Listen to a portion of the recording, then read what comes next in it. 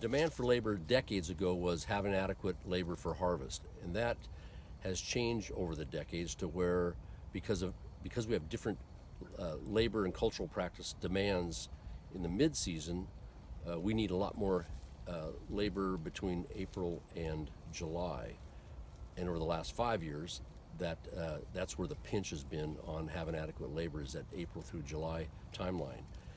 So what everybody's tried everything we can to either use more mechanization if that mechanization is available, if the technology is available, and it's becoming more and more available as time goes on. But we've also made adjustments with labor to go outside of the region to get help for labor. One of the options is to participate in the federal H-2A visa program, where you get workers, foreign workers, to come in and work for you during that peak season, and that's what we're doing now. Well, yeah, a lot of the mechanization, because it needs more standardization.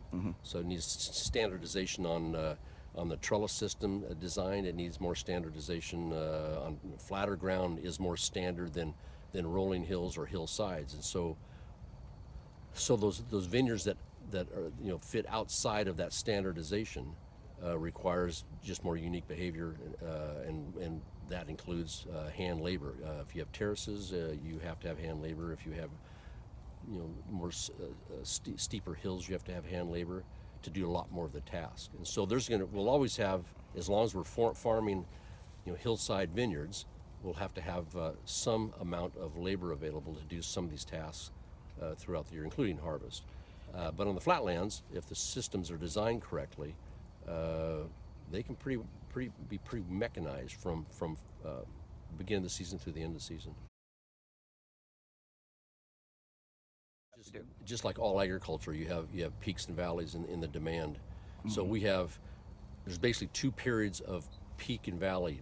April, you prune in the wintertime, but you've got 3 months basically to get all your pruning done, even a little bit more than the 3 months. So there's not a time crunch on the pruning season. So that'll be December through even as late as into March. Once April comes, now you've got a very timely task before you, and they have to be done. All these jobs have to be done quickly and on time. And so you have a big demand again, April through July, and then it falls off. And then sometime in late August, early September, you start harvest again. But now you've got an advantage of having mechanization helping you do that. So now you got a big peak again, for sure September and October, and then it falls right off again in November, and then it starts to build back up again in December. So you've really got 2 big high demand peaks because of the seasonal behavior of agriculture, and that's not just unique to wine grapes. It's unique to ag. You have a growing season, and then there's the other seasons. So it's a unique business model. Yeah, our challenge is there's 2 types of labor that we need. One is full-time employees. Those are the people who are supervisors or foremans. They're full-time laborers, equipment operators. Their residence is here, and they need full-time work. And so, and then with that, then the other type of labor need is a seasonal labor that comes and where you need a lot more people during these peak periods. Harvest is one of them, and this springtime, summertime period I described to you. So the full-time people who work for us, they are looking for full employment 12 months out of the year, as close to 12 months as they can get.